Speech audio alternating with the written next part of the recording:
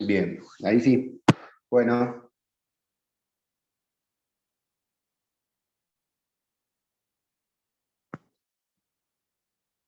Buenos días.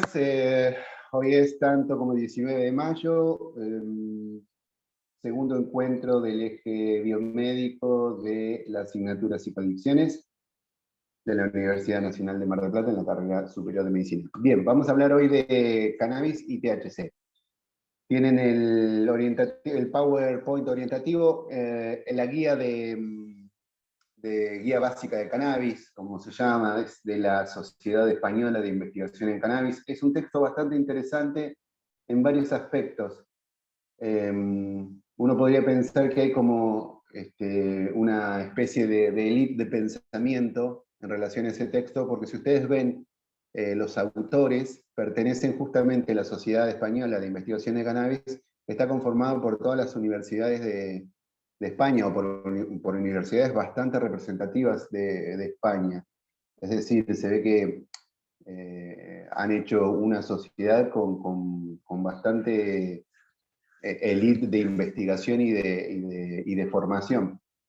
Así que es un texto bastante de respaldo, ¿no? Uno se puede apoyar bastante en ese texto. Es bastante claro también, es muy accesible para leer y muy llevadero y bastante conciso. Así que yo les planteé para que tuvieran el primero, segundo, tercero y 12º capítulo. Con eso alcanza y sobra para lo que tienen que saber de cannabis en la propuesta de la asignatura.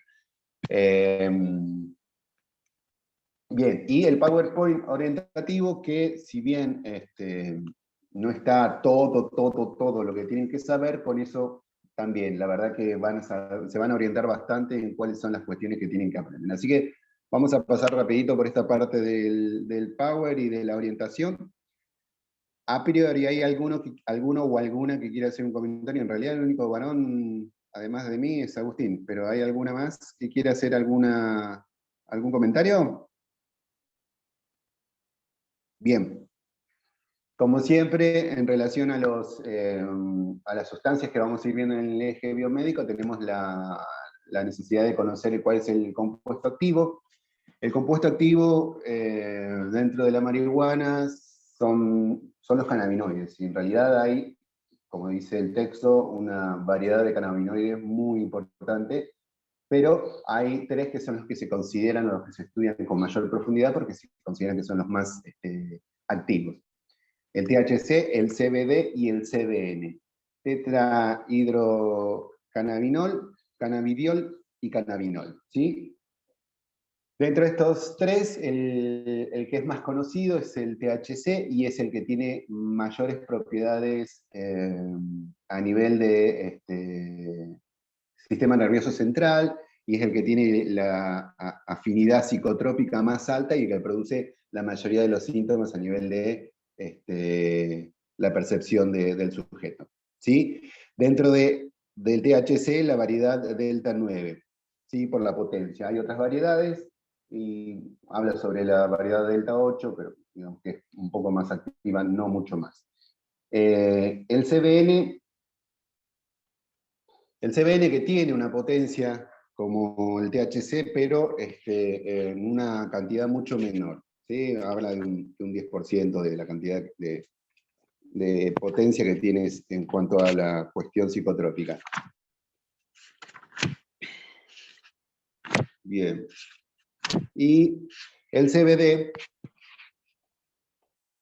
que no tiene actividad psicotrópica, pero sí funciona como un poco como modulador de estas actividades en relación al THC. Pareciera que en algún sentido, digamos, la cantidad de CBD circulante puede atenuar algunos de los síntomas producidos por el THC. En principio, y en relación a esto de los cannabinoides, lo que tienen que saber es que cada planta tiene una variedad distinta y de proporciones de los cannabinoides, ¿no? Y las distintas variedades van a tener un porcentaje distinto de THC, CBD y CBN. Entonces, pensando no solamente en la clínica general, es decir, cómo el sujeto va a reaccionar al consumo o qué efectos va a producir el consumo de marihuana en un sujeto determinado, sino también pensando en las propiedades terapéuticas que puede adquirir la marihuana, también es importante que vayan conociendo esa cuestión, ¿no? De el porcentaje que habita en cada planta y del cual se le hace el aceite, después va a ser más o menos un porcentaje similar en el aceite. Para estudiar esto y en el día de mañana, cuando haya producción, digamos, industrial o seriada del aceite, seguramente se trabaje como se trabaja en algunos lados con, ¿cómo se llaman estos? Los espectrógrafos, creo que son los que miden el componente químico de las sustancias o de distintos líquidos, y entonces con eso van viendo la cantidad real y el porcentaje de THC, del CBD y CBN. Según esa variación y según esos distintos porcentajes, que se puede apuntar más a determinadas dolencias, patologías o malestares, o, dicho en la clínica general, según ese porcentaje en la planta que tiene estos cannabinoides, van a ser los síntomas, más de alteraciones sensoperceptivas, más en cuanto al pensamiento, más en cuanto a la actividad motora, más en cuanto a la sedación, más en cuanto a la relajación, ¿sí? Eso es, en general, está dado entonces por los distintos porcentajes de estos tres componentes que son los más activos. Bien, ¿consultas o preguntas al respecto, niños y niñas? ¿Algo que les haya llamado la atención en un primer momento de esto? Bueno, un poco también esta cuestión es lo que hace que la aplicación terapéutica del cannabis todavía no sea posible de manera real en la mayoría de los países, porque no hay una producción en serie. Digamos, por ejemplo, en Uruguay, que está despenalizado el uso, lo que hacen es venderlo en la farmacia, pero tampoco hay como un lote de planta, de variedad X de planta que se mantenga el mismo lote. Esto sería algo similar como hacer vino, digamos, para que ustedes lo piensen en ese sentido y la proporción de los cannabinoides en determinadas plantas. Hay muchísimas variedades de cannabis y cada planta tiene su porcentaje de cannabinoides. Es como hacer el vino. Ustedes cuando van a hacer un vino van a ir a buscar un viñedo y van a ir a buscar una uva en particular. No es que hoy pueden hacer el vino que quieren vender, qué sé yo, vino toro, tinto, con estas plantas, con esta vid, con estas uvas, y mañana, bueno, voy y traigo aquellas otras uvas. Porque en realidad eso está muy cuidado, tiene que ser la misma variedad, la misma planta, digamos, la misma vid, la misma uva, con los mismos cuidados para que el vino tenga el mismo sabor y la calidad que se está buscando. Cuando es de menos calidad, bueno, por ahí eso es más flexible, pero a medida que van aumentando la calidad, todos los vinos necesitan como un cuidado muy especial de la vid y de la planta de la uva, ¿sí? Bueno, con el cannabis pasa lo mismo. Entonces, eh, hoy en día llegan muchas consultas, o se ve mucha la consulta y el uso de aceites que se hace a nivel local, doméstico, pero uno de los inconvenientes que tiene es justamente. Primero que, como no se conoce bien el porcentaje que hay en los diferentes preparados, no se conoce bien la respuesta que puede dar o no se apunta muy bien sintomáticamente. Y más allá de que ustedes, no sé, pongan que tienen epilepsia y usan un aceite o un frasco que tiene un buen efecto, no tienen garantía que el frasco siguiente vaya a tener la misma composición y las mismas porcentajes de cannabinoides adentro. Entonces, eso dificulta, digamos, una terapéutica real, seria, estable y como debe ser. ¿Se entiende? Bien. Eh, bueno, compuesto activo entonces. Estructura carbocíclica de 3 anillos. Habíamos dicho que eran muchos cannabinoides. Creo que dice algo así como 200. 400 compuestos químicos. 60 son considerados cannabinoides. Bueno, la absorción. La absorción son los dos tipos de absorción que hay con respecto al cannabis y a la planta de cannabis. Tiene que ver la vía oral y la vía respiratoria y por inhalación. No conozco otra, no se explican que haya otras maneras de ingresar el cannabis en el cuerpo. Naturalmente la vía fumada, como cualquier sustancia que ingrese por vía fumada, tiene características de ingreso muy rápido a sangre, prácticamente se estabiliza en plasma automáticamente. El libro te dice algo así como, para decirlo en criollo, te pega antes que termines el cigarrillo o el porro, ¿no? Porque ahí te dice el cigarro, digamos. El efecto es tan rápido que antes que se consuma el cigarrillo de marihuana, ya el efecto psicotrópico está dado.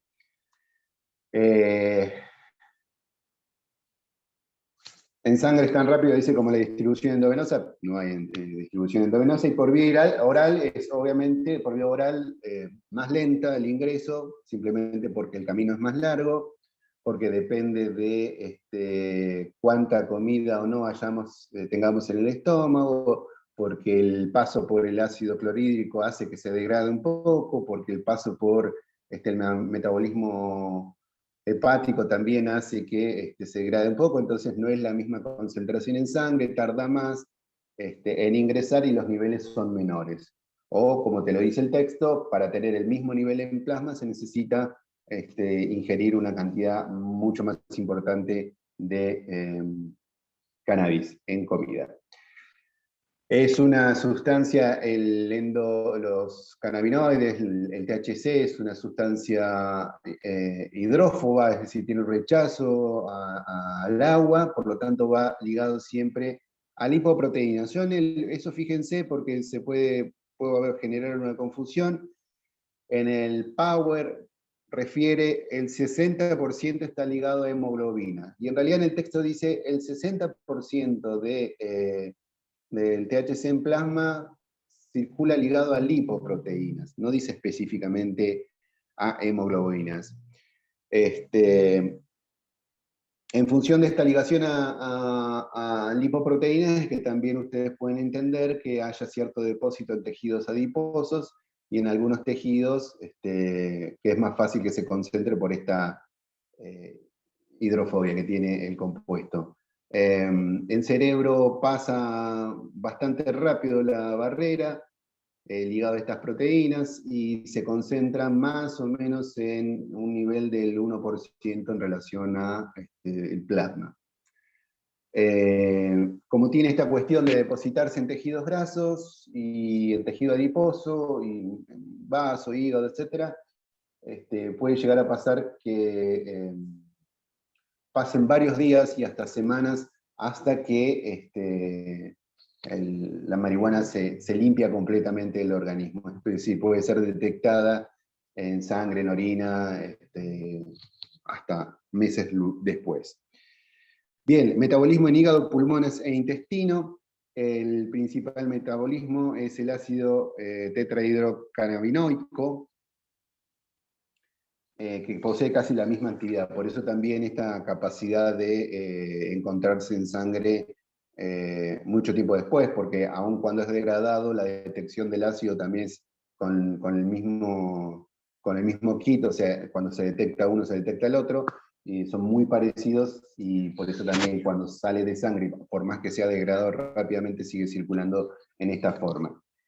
El 68% se excreta por heces y el 12% por orina. O sea que casi el 70%, casi más de 2/3 de THC se excreta en materia fecal. El 12% por orina, y ahí te hace referencia que también por transpiración, por el pelo, por la respiración, uno puede eliminar.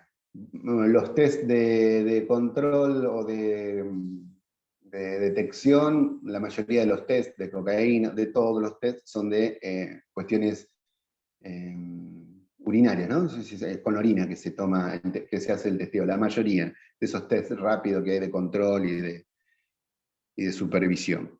Bien. ¿Preguntas? Profe, Sí, a mí me había llamado la atención esto de que sí, se almacena en la grasa y distintos tejidos de depósito y decía el libro que desde ahí se puede seguir liberando, incluso semanas claro, después. ¿Eso tiene alguna claro. implicancia clínica o fisiológica? ¿Qué puede No, llegar a porque en producir? realidad el nivel es muy poco. El mi nivel es muy poco. Lo que sí tiene, digamos, es que primero que en algunas personas el efecto o la cuestión resacosa puede ser un poco más prolongada, ¿sí? Primero que también depende, es como el tema del alcohol, y cómo afecta el alcohol, que afecta más a las mujeres por las cuestiones de metabolización. También es lo mismo en relación a la marihuana, porque según la contextura y la distribución de grasa puede haber más y menos. Pero no es algo que clínicamente genere un impacto tan grande. Sí, lo que pasa es que determinadas personas generan como un pool, como un pool de depósito y sostienen un consumo o un nivel plasmático de marihuana muy alto, pero estamos hablando de personas muy obesas y que consumen mucho, porque en realidad la degradación es bastante rápida y el efecto no dura más de un par de horas, 3, 4 horas, como te dice ahí, ¿sí? Pero si la persona es muy obesa y consume mucho, se puede generar como una cuestión de estabilización de los niveles de marihuana muy alto. Y el tipo está, sí, como todo el tiempo drogado. Pero son excepcionalísimos casos, como otros excepcionalísimos casos que voy a mencionar luego, ¿sí? Sí, sí, perfecto. Bien. Receptores implicados, hay dos, CB1, CB2, lo más importante es de saber que el CB1 es el que está, digamos, a nivel de sistema nervioso central, ganglios basales, capa molecular del cerebelo, hipocampo, corteza, y sobre este es el que interviene sobre el aprendizaje, la memoria, la actividad motora. Eh, y el CB2 está dentro de lo que es el vaso, amígdalas y células del sistema inmune, ¿no? Que tiene que ver con todas estas cuestiones de inmunidad. Dentro de estas dos cuestiones tenemos, digamos, otro relato de importancia que está en el texto, que acá yo no lo puse, pero que está mínimamente mencionado en el Power, que es lo que habla de su baja letalidad. Porque hay poca distribución de estos receptores de CB1 en lo que es el tallo encefálico. El tallo encefálico, recuerden que es la parte que maneja todo lo que es la parte cardíaca y respiratoria. Entonces, como hay pocos receptores, hay poco efecto en realidad de la marihuana en la respiración o en la cuestión cardíaca. Es decir, difícilmente pueda producirse, no sé, un paro cardiorrespiratorio, un paro cardíaco, un paro respiratorio o una depresión respiratoria en un sujeto por más cantidad de marihuana que el sujeto pueda consumir. De ahí es que se explica la baja letalidad, ¿no? Obviamente, dentro de la sintomatología que la gente relata en relación al consumo de marihuana está el hecho de la bajada de presión, la respuesta de la taquicardia, la respuesta de una taquimnea, etcétera, etcétera, etcétera. A veces un rebote en la presión y hay digamos, en vez de una hipotensión, después hay un pico de presión. Pero son más cuestiones reactivas, no producidas en primera instancia y por lo tanto, como son cuestiones reactivas, difícilmente vayan a producir alguna cuestión de riesgo letal, salvo en personas que estén muy comprometidas en lo previo. Y cuando uno dice muy comprometidas, en general, lo que he escuchado en algunas exposiciones o en otros textos, es que tiene que estar muy comprometido a nivel cardíaco, básicamente, porque luego si está comprometido a nivel respiratorio, esto también, digamos, actúa en determinados niveles que, como ustedes saben, producen broncodilatación, entonces tampoco complica tanto, digamos, por lo menos tiene un efecto protector ahí, o por lo menos que genera mayor oxigenación, entonces no complica tanto a la parte pulmonar. ¿Se entiende? Bien.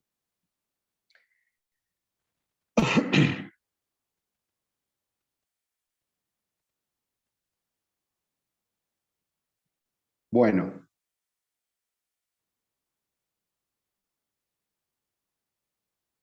Síntomas agudos. Son poquitas filminas, porque el año pasado yo intentaba dar esta clase junto con la de cocaína, entonces tenía que ir como muy rápido y tenía los dos power puestos en uno, para no hacerlo muy largo, hice poquitas filminas. No lo quise ampliar porque me parece que esto es lo básico que ustedes tienen que saber. Lo que llama la atención en la cuestión de la marihuana es esta cuestión de que lo que van a ver es que, que la orientación de los power tiene que ver con síntomas agudos. No van a encontrar sintomatología crónica. ¿Por qué?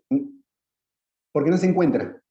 Digamos, este texto es bastante completo y sin embargo no hay un relato pormenorizado porque no hay tantos estudios en cuanto a el efecto a nivel crónico, ¿sí? Si bien está relatado lo que es la falta de memoria, el trastorno del aprendizaje, etcétera, etcétera, etcétera, lo que es realmente a nivel, digamos, no sé, pulmonar, hepático, cardíaco, de cardiovascular, cerebral, no está tan estudiado. Y porque además, digamos, el monoconsumo también como parte de lo cotidiano tampoco es tan común. No hay gente que solamente consuma marihuana en cantidad y que uno pueda considerar que es problemático, ¿no? Que es un consumo problemático de marihuana. Así que entonces, solamente lo que vamos a encontrar en las diapositivas orientativas y a lo que ustedes le tienen que prestar atención, que aparece no solamente en el capítulo 3, sino también en el capítulo 12, son los síntomas de intoxicación aguda. ¿Bien? Y ahí tenemos, dentro de los síntomas de intoxicación aguda, tenemos los que son los síntomas subjetivos y los objetivos. Esto es decir, lo que el sujeto puede relatar que siente o cómo lo vivencia y lo que en realidad produce o lo que desde afuera se puede observar con objetividad que está pasando en la persona.